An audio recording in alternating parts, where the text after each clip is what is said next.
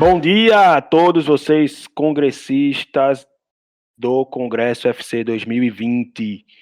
E o nosso podcast de hoje, neste terceiro dia de Congresso FC, é com o convidado Eduardo Dias. Eduardo é CEO do Futuri, iniciativa que tem como objetivo discutir o futebol de uma maneira diferente, a partir de um viés científico, a partir de uma perspectiva não tão usual como nós estávamos acostumados a ver até alguns poucos anos. E é para falar sobre essa forma diferente de enxergar o futebol que nós recebemos o Eduardo no nosso Congresso FC, neste terceiro dia de congresso, dia 22 de janeiro de 2020. Eduardo, seja muito bem-vindo, é uma satisfação tê-lo conosco aqui no Futebol Interativo e retribuir o convite que você nos fez lá no início do FI, do nosso Futebol Interativo, em março de 2018, quando a gente se conheceu e pôde contribuir com o podcast do Futuri. Seja muito bem-vindo.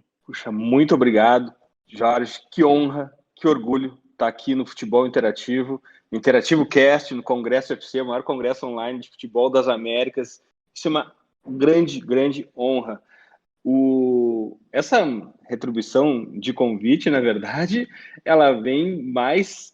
ela é mais do que uma retribuição, né? Porque estar aqui hoje no momento que o futebol passa no mundo e no Brasil, ela talvez reverbere muito mais do que lá no começo, quando a gente tinha ainda, mencionasse 2018, né? Imagina, a gente cresce muito. Eu não sei se tu consegue sentir isso aí no FI. No Futuro a gente sente que a cada dia chegam mais e mais pessoas atrás de uma abordagem diferente do futebol. E 2018 para 2020 já é um longo tempo nessa história e muitas pessoas hoje estão conectadas com essa abordagem nova sobre o futebol. Para mim é uma honra estar aqui, eu aprendo muito com o futebol interativo.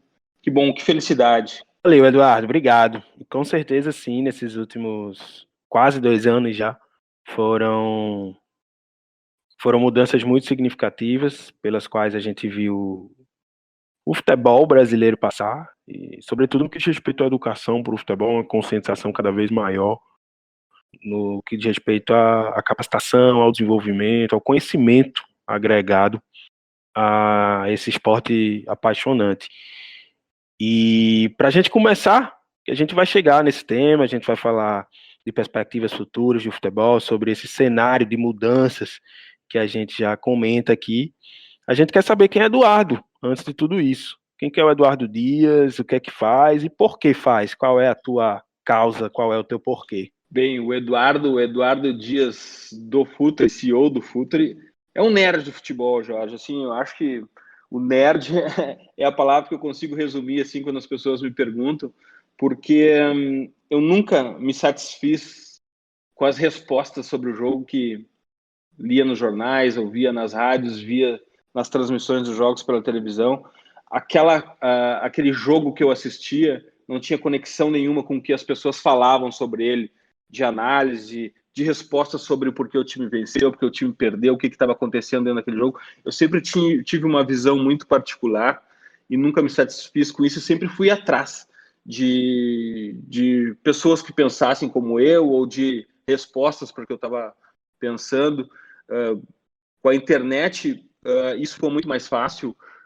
E quando eu li há pouco tempo atrás a Pirâmide Invertida, que logo num dos primeiros trechos, o autor menciona que até 2003 ninguém falava sobre tática na Inglaterra. Eu digo, meu Deus, até 2003 ninguém falava sobre tática na Inglaterra. Eu imaginava que na Inglaterra se falasse sobre tática durante toda a história do futebol, há 150 anos.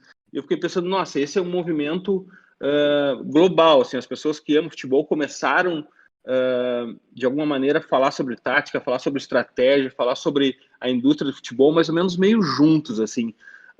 Isso demorou para chegar no Brasil. O Brasil tem uma relação com o futebol bem mais sentimental, não sei se eu posso falar se essa palavra é certa, mas agora a gente começa a falar do jogo de uma maneira mais profunda. E o Futuri veio exatamente para isso, para começar a falar sério sobre o jogo. Quando a gente começou a fazer o podcast em 2016, o que eu sempre falava para o meu time aqui era que a gente ia falar para alguém, porque as pessoas que a gente falaria no futuro ainda sequer sabiam que o futebol poderia ser abordado daquela forma, além da própria mídia, né? O podcast naquela época ainda era pouco conhecido, e foi assim, a gente falava para 20 pessoas, 30 pessoas, aí cada episódio subindo, a gente tem 3.000 plays por mês, e o Futuri causou muita estranheza nas pessoas no começo. Bom, fomos taxados de tudo, né? De arrogantes pelo vocabulário, de pessoas que acham que sabem mais que todos, mas na verdade o futebol é lindo porque ele te devolve exatamente o nível de atenção que tu dá para ele. Se tu queres apenas brincar com o motorista do Uber, brincar com o porteiro sobre a derrota do teu time, a vitória do teu time, zoar, não tem problema, o futebol te dá isso. Agora, se tu quer ir mais a fundo, se tu quer entender o jogo, se tu quer saber sobre a indústria do futebol, o futebol também te devolve isso. Então, existem várias camadas, vários níveis de entendimento, de conhecimento, de curiosidade sobre o jogo. A gente quis ir mais a fundo, a gente quis saber por que o time ganha, por que o time perde, o que está em volta disso. E aos poucos a gente foi como se conseguiu conectar pessoas. A gente conseguiu, na verdade, a gente conseguiu contaminar pessoas. É incrível, Jorge, quando a gente recebe mensagens de pessoas dizendo o seguinte: muito obrigado. Eu não sabia que futebol poderia ser tratado dessa forma. Eu só assistia futebol pela TV, só consumia as mesas redondas da TV e não sabia que futebol podia ser tratado dessa forma. Muito obrigado por tudo isso. E a gente também sempre tratou de aguçar a curiosidade das pessoas, indicando livros. No nosso podcast The Pitch Invaders, que é o mais antigo, a gente tem uma dica futeboleira que todo mundo deixa livro, um perfil para seguir, um filme, um documentário, e aquilo as pessoas vão atrás, se informam, querem saber mais. Isso é muito legal. Mas quem é o Eduardo? Cara, o Eduardo é um cara curioso. Eu acho que o grande curioso sobre o jogo, um grande legado que eu posso deixar é fazer perguntas diferentes sobre as que sempre foram feitas sobre o jogo. Eu acho que essa, não só o meu legado, mas o do Futuri, é questionar tudo, saber por que é, querer saber por que é assim, por que sempre foi assim. Um grande mal do futebol é o sempre foi assim, né? Cara, por que isso está sendo feito assim? Porque sempre foi assim. Não há questionamento sobre várias coisas, tem vários dogmas mentirosos no futebol. A gente pode conversar mais sobre isso, mas não sei se eu me defini claramente, mas eu acho que um curioso, um nerd, alguém que faz perguntas, tenta sempre fazer perguntas diferentes sobre o porquê as coisas estão funcionando assim. Show de bola, Eduardo. E aí, nessa viagem futurista que a gente tem como missão hoje aqui, para onde caminha o futebol, na opinião do Eduardo? Puxa, assim, qual é a perspectiva futura que a gente pode assumir aqui diante do nosso público acerca do futebol?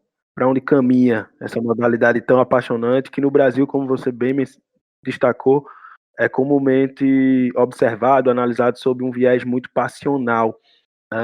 Será que no futuro essa passionalidade ainda vai prevalecer ou estamos prestes a vivenciar transformações significativas nisso que a gente intitula aqui indústria do futebol?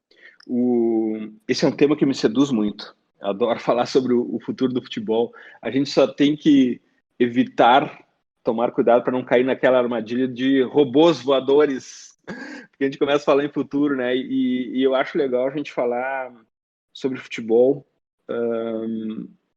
Mais do que o futuro, sinais que o futuro já nos dá no presente. Porque qualquer ideia que a gente vai fazer de daqui a 10 anos é meramente um fantasy, né? Porque a gente hoje em dia, a forma como as coisas evoluem, a forma como a realidade se transforma, a velocidade com que a realidade se transforma, nos permite falar sobre um futuro próximo. Não tem mais como a gente imaginar um futuro de 10 anos. Eu penso assim, pelo menos. Porque de todos, se a gente olhar para trás, os últimos 10 anos, a mudança do futebol foi incrível. Assim. Eu acho que dos esportes coletivos de conquista de território com bola, talvez o futebol de longe tenha sido o que mais evoluiu, tanto como competição, como esporte, como indústria. E dentro de campo, o futebol está se transformando em um esporte de elite. E a preparação do atleta vai ser a transformação de elite. Vai ser a transformação do atleta, do jogador de futebol, vai ser a mais próxima possível de um atleta de elite de outros esportes. E fora do campo, a questão do entretenimento me bate muito, assim, sabe? O futebol como entretenimento. O futebol e tecnologia, por mais de um século, por mais de 150 anos, eu acho que caminharam muito juntos, assim, né? O futebol, a tecnologia impulsionando o futebol, seja na transmissão, seja na venda de ingressos, seja na venda de material esportivo, que são os pilares da indústria do esporte. Só que aconteceu um fato, e é um fato recente, não é mais tão recente assim, mas é um fato determinante. Em 2015, o presidente da ESPN fez uma palestra para os acionistas em que ele falava que tinha tido um pequeno problema naquele ano de 2015. Ele tinha perdido 3 milhões de assinantes. Poxa, para uma ESPN perder 3 milhões de assinantes em um ano, algo estava acontecendo. E eles foram atrás dos motivos, do porquê aquela rachadura apareceu na indústria do esporte, que há 150 anos crescia sem problema nenhum. E um ponto muito importante, e eu acho que definidor do futuro do futebol, veio através da pesquisa que eles fizeram. Já eles identificaram que o celular tinha, de alguma maneira, influenciado muito na perda daqueles assinantes. Porque nesses últimos 10 anos, o celular tomou conta do hábito e da vida, da nossa vida e da nossa vida como consumidores de futebol. Só que tem um grande detalhe nisso tudo, né? O futebol, o celular, ele pode servir muito para assistir a minha série na Netflix enquanto eu estou no ônibus, no avião, no carro, em deslocamento, em qualquer lugar. Só que para assistir um jogo de futebol pelo celular é muito difícil. É muito difícil. Isso traz uma complexidade e uma dificuldade para a indústria do futebol. E outra questão muito importante, eu acho que também definidora, além dessa questão do conteúdo em celular, é que o futebol, nessa década, saiu do balcão de esportes e foi para o balcão de entretenimento. Hoje, aqui no Rio Grande do Sul, só para dar um exemplo, eu torço para o Inter de Porto Alegre. O Inter de Porto Alegre, ele não joga contra o Grêmio. Ele joga contra o Barcelona, ele joga contra o Liverpool, ele joga contra o Lakers, ele joga contra o Fortnite, ele joga contra a Netflix. O jogo é global, 24/7 hoje em dia. Essa foi a maior mudança, a mudança mais impactante, a mudança do hábito do consumidor. E ela vai definir o futuro do futebol. Ou o futebol aprende a concorrer com esses players que estão muito mais acostumados à indústria do entretenimento, ou o futebol vai ficar para trás. O futebol não é só, agora, hoje em dia, não é só mais botar o meu time em campo no campeonato regional e esperar que a mágica aconteça. Não é mais assim. Os torcedores viraram consumidores. Eles têm muito, muito mais possibilidades entre ver um campeonato regional, mesmo um campeonato brasileiro sem muito apelo. Naquele momento vai estar tendo um jogo da La Liga, naquele momento vai estar tendo uma partida de Fortnite, um evento de e-sports, alguma coisa que vai chamar a atenção. O futebol religião, aquele que o Brasil está acostumado, que é a matriz de entretenimento, a matriz esportiva, não corre mais sozinho na pista. Hoje em dia, por incrível que pareça, né, os clubes, na tentativa de chamar a atenção do torcedor, do consumidor, eles concorrem, inclusive, com os jogadores. Quando o Cristiano Ronaldo sai do Madrid e vai para a Juve, uma legião de torcedores vai junto com eles. Quando o LeBron troca de time na NBA, uma legião de torcedores vai junto com eles. Na Ásia, no Japão, é muito comum os torcedores de jogador, mais do que o torcedor de clube. E isso vai acontecer. Um outro ponto, além da questão além da questão do celular, além da questão do entretenimento, tem também a questão dos torcedores não terem mais, hoje em dia, e isso é chocante para quem é da minha geração, os torcedores não terem mais, hoje em dia, o interesse de torcer para o mesmo time, com o mesmo afinco, com o mesmo fanatismo por uma vida inteira. Torcedores hoje trocam de time, conforme a conveniência deles. Isso é chocante, sim. Isso é chocante. Para mim, meu Deus, meu time caiu para a segunda divisão, meu time não ganha nada há muitos anos, eu sigo torcendo do meu time. Hoje em dia, os torcedores estão atrás de identidade, inclusive acima da vitória e da derrota. Hoje, vitória e derrota, para a minha geração, vitória e derrota eram muito definidor no começo da escolha do time. Hoje em dia, e o que eu estou falando é pesquisa, é estudo, se quer levar o filho ao estádio na primeira infância, vai ser fundamental na escolha dele. Poxa, quando eu levei meu filho com 3 anos no estádio pela primeira vez, puxa, aquilo para mim foi um ritual, sabe? Um batismo, foto e tudo. Hoje em dia tu faz isso com teu filho, mas ele não vai ter o mesmo impacto, sabe?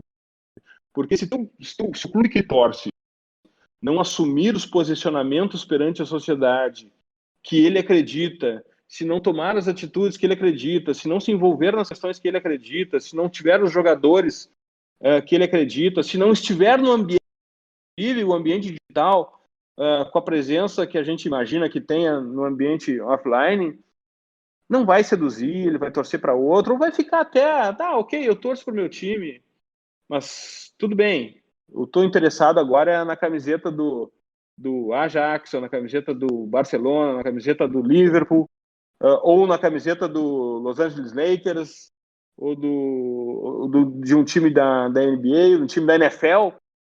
Então, essa abordagem, eu não sei se eu estou tentando me expressar corretamente, assim, eu estou falando disso ao mesmo tempo que eu estou falando de futuro. Esse é o caminho que eu acredito que as coisas vão tomar. O futebol como entretenimento. Ou os clubes, que hoje, os clubes também, alguns já se deram conta, mas a maioria não. Os clubes hoje são empresas de entretenimento. Elas não são só clubes de futebol. A empresa que acha que é um clube de futebol, ela vai ficar para trás. E eu disse que eu não posso vislumbrar um futuro muito longe, mas posso vislumbrar um futuro próximo. E nesse futuro próximo, eu tenho certeza que haverá a maior mudança de patamar de grandeza de clubes, não só globalmente. Eu queria que as pessoas prestassem atenção no Brasil. Assim, muitos clubes grandes vão para o meio de tabela, vão se estabelecer ali, ou vão para a segunda página da classificação, e muitos clubes médios vão começar a galgar patamar e vão começar a aparecer em finais, vão começar a aparecer em espaços, vão ganhar seu espaço. Times pequenos, principalmente nas divisões B, C e D, vocês vão ver uma mudança muito drástica, times com muita torcida, mas que pararam no tempo, vão começar a cair da A para B, da B para C, e times pequenos e médios com uma abordagem mais atual vão começar a crescer e vão se estabelecer no mercado. Então, eu não sei se é uma visão de futuro muito cinza, assim, muito pessimista. Eu acho que não, porque é também um grande mar de oportunidades. Eu sei que o nosso público trabalha ou quer trabalhar muito com futebol.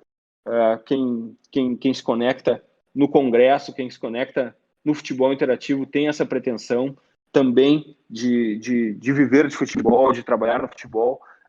Eu vejo também um mar de oportunidade. Um mar de oportunidade.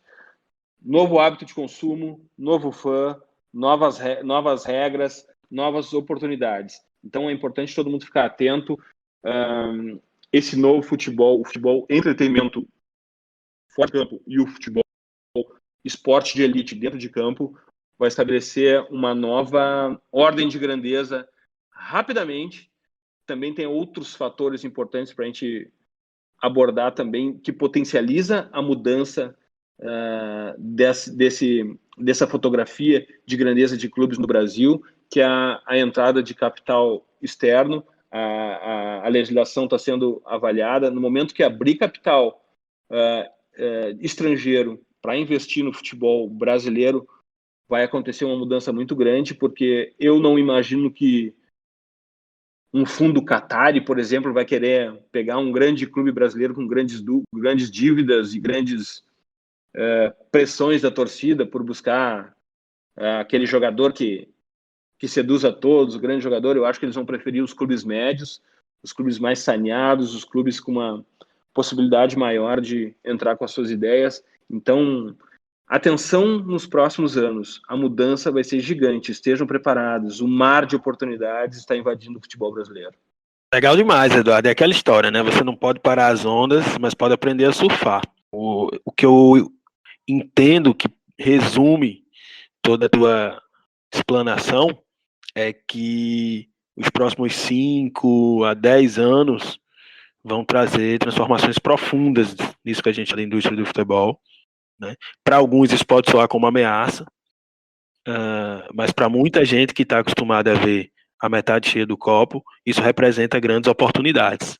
Então, nós aqui do Futebol Interativo costumamos olhar dessa maneira, né? A gente fala muito que o futebol brasileiro tem muito problema, mas também tem oportunidade, né? Se tem problema, tem lacuna, e as pessoas que fazem, as pessoas que concretizam, que realizam, elas vão enxergar a oportunidade nos problemas, né? Então, no futebol não é diferente, a gente tem a oportunidade de transformar essa realidade que hoje está carente de muita coisa que a gente vai discutir aqui hoje, inclusive ainda, e que ao longo de todo o Congresso FC a gente tem Jorge, debatido. assim, só para não deixar passar isso, mais um detalhe, assim, o futebol brasileiro é um futebol que tem muito dinheiro. Ele é muito ineficiente, mas tem dinheiro. Ele é um futebol que tem um público imenso. É um futebol que tem mão de obra, tem talento disponível. É um país vendedor, é o país que mais exporta jogadores no mundo.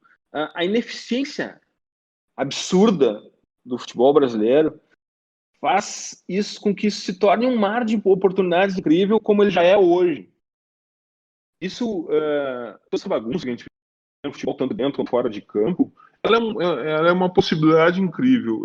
Eu tenho muita esperança nessa década que a gente está começando. Não vamos entrar na discussão aqui se a década já começou ainda não, mas para quem planeja, para quem pensa no futuro, para quem quer fazer a mudança, já começou a década, já começou até há um bom tempo atrás, e a mensagem é essa, é de um mar de oportunidades, milhões de oportunidades. O mundo, a indústria do futebol no Brasil vai mudar muito em muito pouco tempo. Então, pessoal do futebol interativo, pessoal do Futre, venham com a gente, né, Jorge? Façam uma mudança junto com a gente, nos ajudem, pensem o jogo junto com a gente. Os próximos anos serão incríveis. Demais, Eduardo, demais. Como você tem enxergado o futebol a partir da tua experiência internacional? Você, nos últimos meses, visitou grandes clubes, federações e participou de grandes eventos, não só na América do Sul, mas na América do Norte e na Europa. O que é que você andou vendo nesses lugares e o que é que te chama a atenção em termos de diferenças no fazer futebolístico? Foi um ano incrível para mim, assim, eu viajei muito, aprendi muito. Quem sabe um dia minha vida seja essa, viajar pelos clubes, aprender, foi demais. Assim, no Futre, a gente trabalha muito investigando o que se faz nos clubes pelo mundo inteiro. essa minha volta pelo mundo foi mais para conferir na prática o que tem sido feito. E, e uma palavra que eu queria resumir tudo isso é que cada clube tem sua personalidade, sabe? Eu acho que personalidade, contexto, saber o contexto que está inserido, saber potencializar os seus pontos, os seus ativos, saber se inserir naquele contexto, dialogar com a sua comunidade e saber aonde quer chegar. Isso é muito importante. Eu tenho uns exemplos, não que eu tenha... A gente pode falar daqui a pouco sobre os clubes que eu visitei, as federações que eu visitei, os países que eu andei, mas aqui no Futre a gente tem alguns clubes que nos chamam muita atenção e eu fiz uma pequena listinha assim. O Midland, os caras usam tecnologia de Big Data no Scout. Outro ponto, outro time de identidade, Sevilha, vende para crescer. A gente sempre, assim, o torcedor sempre tem aquela ideia, né, do jogador famoso, milionário, chegando no seu clube, e a gente pouco sabe, a gente não consegue identificar que ele já passou do pico de performance dele, ele vem com um salário exorbitante, vai entregar muito pouco, mas a torcida adora aqueles grandes nomes, e esquece que vender para crescer é muito importante. Outro clube para ficar de olho é o projeto Red Bull em todos os seus países. O River Plate, identificação com a comunidade e investimento na base. Nordsland, o time mais jovem da Europa, conquistou uma vaga na competição continental e a gente pode falar sobre essa juvenilização do jogador de futebol. Atlanta United na MLS trocou o perfil de contratação, começou a trazer jovens talentos e foi campeão da MLS. O Betis, que usa tecnologia para identificar antes é muito legal, as potencialidades. Uma realidade parecida com a do Brasil, o Independiente Del Valle, uma base forte, construindo o jogador que o mercado quer comprar. E aqui no Brasil, o Atlético Paranaense, scouting, estratégia de mercado, eu acho que eles estão dando aula assim de como fazer, pelo menos tem sido assim. E dos países e dos lugares que eu visitei, o que eu aprendi, e reforçando essa questão do que eu falei antes, eu tive uma imersão na Federação Francesa de Futebol. É muito legal porque a gente vê realidades completamente diferentes e vê para eles soluções que não servem para a gente. E uma solução deles que não servem para a gente, uma solução que tem a ver com o desenvolvimento de jogador, Jorge, é que eles acreditam que na França o jogador que tu afastar do ambiente familiar por mais de 400 quilômetros naquela idade, entre 10 e 16 anos, ele vai perder performance, ele não vai se desenvolver, ele não vai ser o jogador com todas as potencialidades. Eu não tenho dúvida que afastar da família é sempre um problema, uma dificuldade. Só que na realidade do Brasil, muitas vezes também é a salvação da família, né, Jorge? Então, assim, se a gente limitar isso a 400 quilômetros, talvez a gente tire muitas oportunidades de jogadores, por exemplo, que saem do norte, do nordeste, vêm para o sudeste, jogadores que saem do sul para o sudeste, jogadores que atravessam o país para jogar no sul.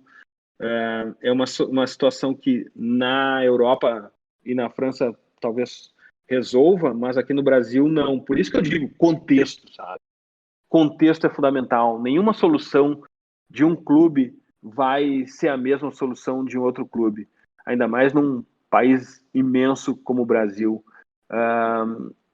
Foi muito legal entender também na França como o futebol faz parte da educação.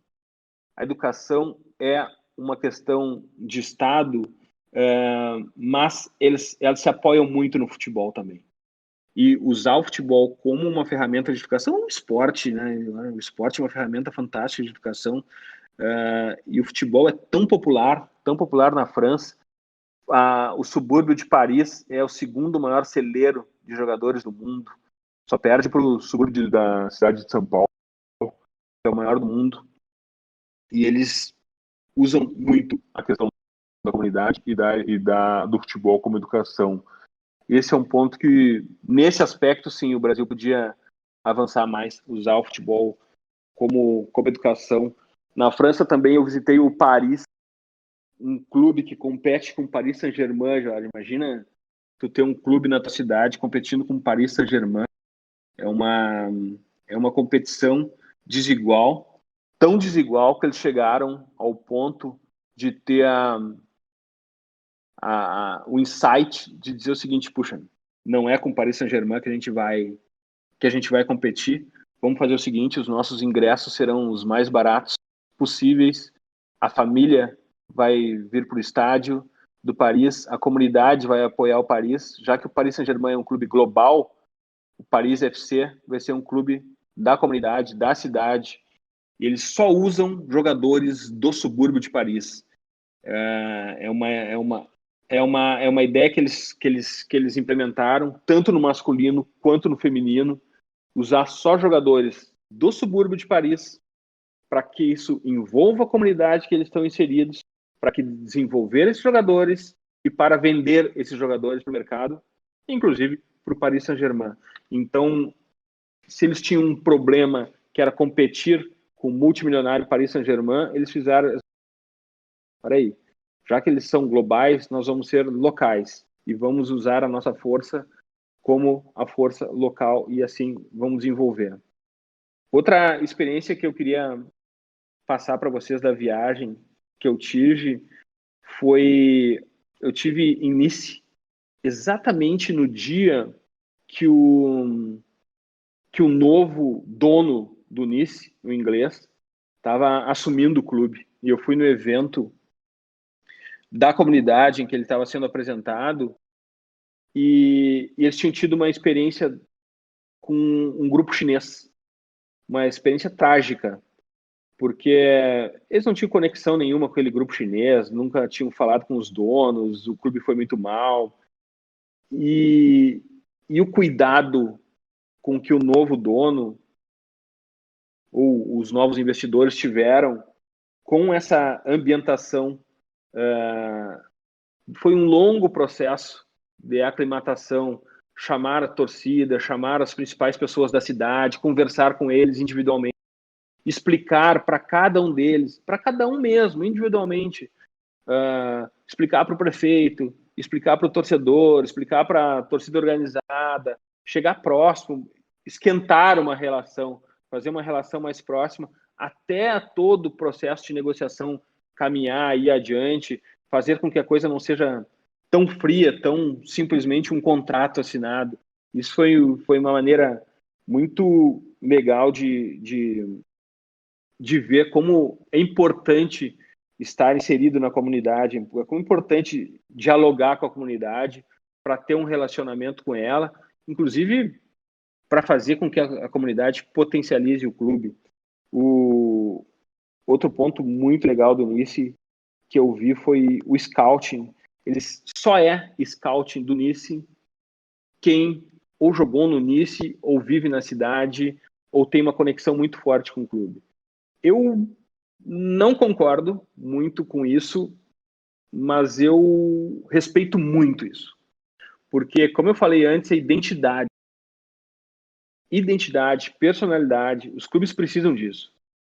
O fato de eu concordar ou não, pouco vai, ou nada, absolutamente nada vai influenciar no sucesso do clube. O que eu quero dizer com isso é que, de alguma maneira, o clube tem a sua identidade.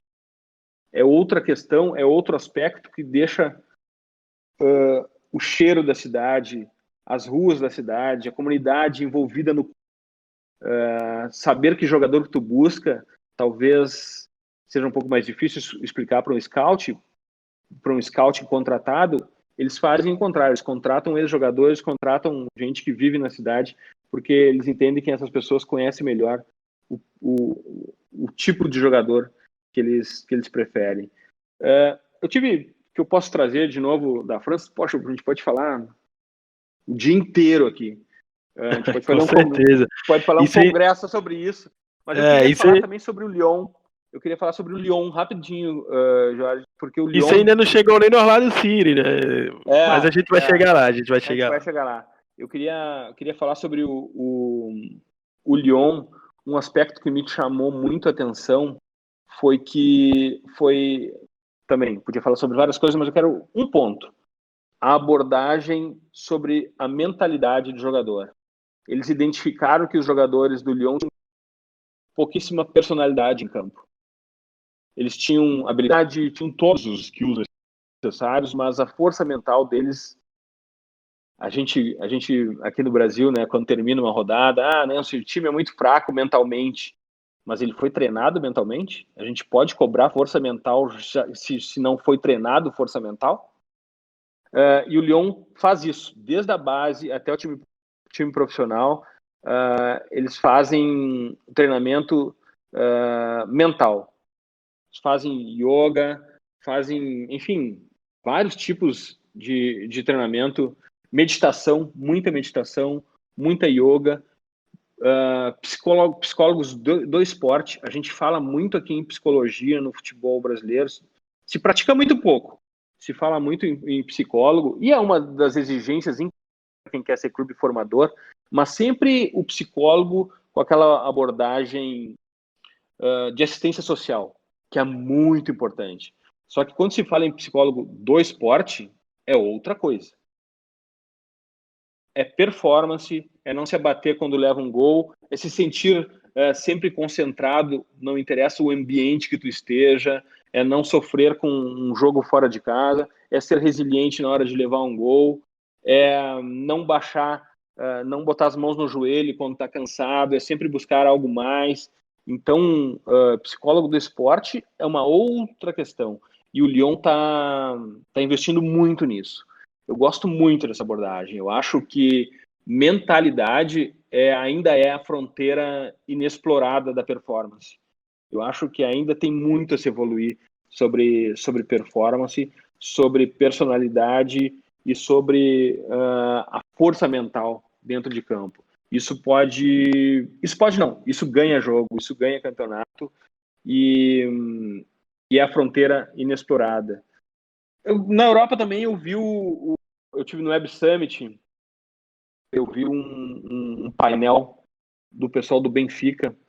Eu já conhecia o método deles, mas é muito interessante a abordagem do Benfica, porque o Benfica também identificou, cara, eu não posso concorrer contra o Liverpool, eu não posso concorrer contra o Real Madrid, eu não posso concorrer contra o Barcelona, eu não posso concorrer com o Paris Saint-Germain, eu tenho que fazer algo diferente.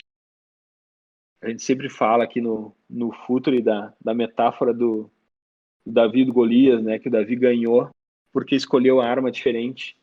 Então o Benfica fez essa metáfora na prática, escolheu a arma diferente. Então é o seguinte, hoje o determinismo econômico é muito impactante. O seu time vai aonde o seu orçamento te leva. É claro que dentro disso tem eficiência, enfim, mas o determinismo econômico é fundamental. Então, o que o Benfica faz hoje? Ele vai nos grandes clubes e pergunta: que jogador tu vai precisar contratar daqui a 3 anos? Quais são os skills que tu precisa do jogador daqui a 3 anos? Bom, são esses aqui. Então, o negócio é o seguinte: eu vou lá para minha base produzir esse jogador e daqui a 3 anos eu vou te vender esse jogador. E ele vende o jogador a um preço alto e investe, começa a contratar jogadores. Essa é a fórmula do Benfica para fazer com que o time tenha uma competição financeira e de performance maior. É grosso modo, Jorge e todo o pessoal do FI, a base hoje em dia é fundamental. Entramos na era do scouting. Eu vou deixar a era do scouting um pouco, tá? Porque agora eu quero falar também do River Plate. Eu tive em Buenos Aires, fiz um curso no River Plate e aprendi muito também sobre conexão com a comunidade e desenvolvimento de jogador. Desenvolver jogadores. Não adianta a gente questionar o nível financeiro da América do Sul.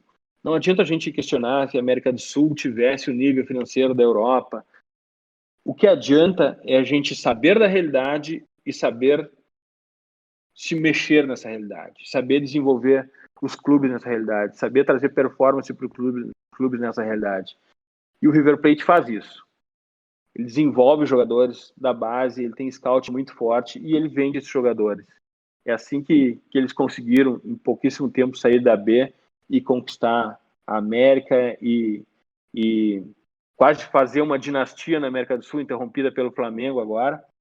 Mas o River Plate é outro clube para ficar de olho e um clube que eu pretendo muito visitar. Se alguém estiver indo lá, me convide, por favor. E eu já mencionei antes, porque eu sou fã deles, é o Independiente Del Valle. Mesma coisa, acreditar na sua base, acreditar na sua comunidade, desenvolver, olhar globalmente e saber que jogadores que os grandes mercados estão contratando e desenvolver esse tipo de jogador. Aqui no Brasil, Jorge, o futebol brasileiro, de um modo geral, não vou colocar essa pecha no futebol brasileiro. É uma questão que seduziu o futebol mundial como um todo, né? Aquela história da La Masia, a história da base de jogadores que jogam mesmo futebol, do sub-9 até o profissional, o mesmo modelo, o mesmo perfil de jogador, a mesma forma de jogar, todo mundo adorou aquela ideia.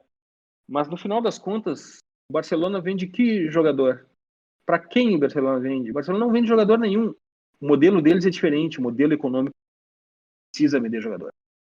É uma realidade completamente diferente do sul-americano. O sul-americano precisa vender jogador. E o que ele precisa fazer, então? Desenvolver o jogador que o mercado busca. O mercado hoje busca jogadores jovens de times periféricos. Dificilmente ele vai comprar o Dudu do Palmeiras, dificilmente ele vai comprar jogador. Eu estou falando do mercado premium. Dificilmente eles vão comprar o jogador, o titular do Flamengo, o titular do Inter, do Grêmio, do Corinthians, dos grandes times do Brasil, do Bahia, do Sport, do Ceará. Eles vão comprar jogadores mais jovens, com o talento brasileiro, mas que eles ainda tenham uma grande margem de crescimento e de possibilidade de, na Europa, ser desenvolvido. E esses jogadores, quem identificar que essa pode ser uma grande chance de mercado, vai sair na frente. Eu acho que os grandes clubes do Brasil perderam um pouco o trem da história nesse sentido e estão perdendo dinheiro, negócios e performance, mas como eu falei, cada clube sabe da sua dor e cada clube tem a sua ideia. Então, personalidade, identidade, tecnologia, desenvolvimento de atleta, scouting, contexto. Essas isso é mais ou menos o filtro que eu tiro dessa minha volta ao mundo em busca do futebol perfeito, Jorge. Legal demais, Eduardo. A gente já está caminhando para o final do nosso podcast, da abertura do nosso terceiro dia de Congresso FC. Mas eu fiquei curioso, cara, pelo Orlando City. Você falou que esteve lá verdade, recentemente. Verdade. Então conta brevemente pra gente como que foi a visita ao Orlando e o que você viu lá de diferente no clube que é presidido por um brasileiro, né? Um clube da MLS, que é presidido por um brasileiro e que tem, então, DNA verde e amarelo aí na sua origem. Verdade. E eles exploram isso. Eles exploram isso porque eles estão inseridos numa comunidade super latina em Orlando, que tem muito latino-americano. Inclusive, eu falei com o Ricardo Moreira, o diretor de futebol do Orlando City. Ele me contou que, inclusive, os latinos cobram dele, né? Quando chega uma contratação, eles reclamam no Twitter se é boa, se é ruim, cobram ele no supermercado, cobram ele quando encontram ele na rua. Claro que não é da mesma forma como no Brasil, mas é uma abordagem de torcida diferente da torcida do resto dos Estados Unidos. Orlando City é um clube muito novo, o estádio deles é simplesmente maravilhoso, super prático, um jeito americano de ver as coisas, né? E é um clube completamente profissional, completamente profissionalizado. CEO de marketing, CEO de performance, CEO enfim, de todas as questões que envolvem o futebol. É um clube muito, muito novo e que tem uma ideia de scouting, de desenvolvimento de modelo de jogo. Dentro de tudo isso que eu passei, Eles estão buscando a primeira classificação para os playoffs. Imagino que isso virá na próxima temporada. É um mercado que cresce muito, o mercado do futebol, do soccer nos Estados Unidos cresce muito. Eles ainda têm o futebol feminino, né? O futebol feminino é uma grande oportunidade para todos os clubes globalmente. Eu vejo isso como uma... Poxa, o futebol feminino dobra as chances de emprego para todos os profissionais de futebol e dobra as chances de mulheres, não só no campo, obviamente, mas no staff também dos clubes. Existem muitas mulheres como analistas de desempenho, trabalhando em clubes profissionais masculinos, inclusive. Mas Orlando City é uma empresa. A abordagem do futebol deles é impensável para nós aqui no Brasil. Ainda estamos muito atrelado ao sentimento, ao que o torcedor vai pensar. A gente aqui no Brasil corre tanto, se preocupa tanto com o que o torcedor vai pensar, que a gente não faz o que o torcedor espera que seja feito de fato. Isso é um paradoxo absurdo. E o Orlando City me seduziu novo pelas instalações, pelo nível de profissional que eles contratam. Tem muito brasileiro trabalhando lá. E também pelo scout que eles fazem na América do Sul em busca de jogadores. Eles vão crescer muito. Olho no Orlando City. É um clube, eu acho que é o clube de todo brasileiro na MLS. É importante a gente ficar de olho neles, eles vão crescer bastante. Show de bola, Eduardo. A gente está chegando ao fim, agora de fato, do nosso bate-papo. A gente poderia ficar o dia inteiro aqui conversando e fazendo análises futuristas a partir do que você tem visto aí ao redor do mundo, a partir daquilo que a gente tem lido, do conhecimento que a gente tem adquirido dos últimos anos. Mas a gente tem um tempo limitado e a gente precisa dar prosseguimento às demais programações do nosso Congresso FC. Mas para fechar com chave de ouro, cara, qual é aquela super dica, qual é o recado que o Eduardo Dias deixaria aí para todos aqueles profissionais que já atuam no futebol ou que pretendem atuar um dia, né? Especialmente para aquela molecada que está começando, que sonha um dia ser profissional de futebol. Você citou há pouco o exemplo do Ricardo Moreira, né, hoje CEO do Orlando City, diretor de futebol, e que tem, né, no Orlando um cargo de muita relevância e inspira, por consequência, muitos jovens, muitos profissionais aqui no Brasil a estarem nessas posições, nesses postos um dia. Qual é o teu recado, qual é a tua super dica, quais são as competências, habilidades que essa nova indústria do futebol demandará desses profissionais do futuro? Eu podia fazer aqui dar uma dica aspiracional, né, com aqueles soft skills, de aprenda a falar em público, aquela coisa toda, mas eu quero ser bem mais prático que isso. Aqui no Futuri a gente tem um departamento que se chama Futuri Pro, a gente presta serviço para clubes, serviços de scouting, e a gente tem duas abordagens aqui, a abordagem observacional, que é de ver, importante assistir o jogador, ver o jogador, não só o jogador dentro de campo, mas o jogador no aquecimento, quando ele é substituído, quando ele toma o cartão, as questões que são importantes para ter mais assertividade nos relatórios que a gente faz com os clientes. E tem a outra abordagem, que é a abordagem tecnológica. A tecnologia tem tomado conta do futebol, assim. Então, uma super dica de final de podcast que eu posso deixar para todos é: quer trabalhar no futebol? Aprenda a programar. Eu acho que essa é uma dica valiosa. Aprenda a programar. Tem espaço no futebol. Sim, novos profissionais vão ser necessários dentro do futebol. Você é cientista de dados? Em breve um clube de futebol vai te contratar. Mas a dica é essa: aprenda a programar. Tudo de bola, Eduardo. Obrigado demais pela tua participação.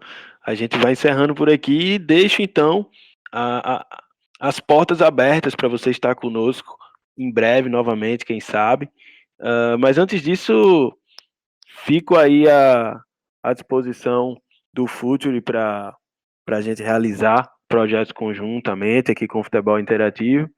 e para que você possa estar trazendo aí toda essa tua experiência e conhecimento em outras oportunidades aqui para o nosso público do Futebol Interativo. Obrigado demais e fique à vontade para agora, então, se despedir dos milhares de inscritos no Congresso FC que nesse momento, nesse terceiro dia de congresso, nos ouvem. Puxa, muito obrigado. Quero terminar esse podcast agradecendo a possibilidade de a gente ter esse papo fantástico, essa conversa maravilhosa. Eu falei, esse tema me seduz muito, a gente podia conversar por horas e horas, dias e dias.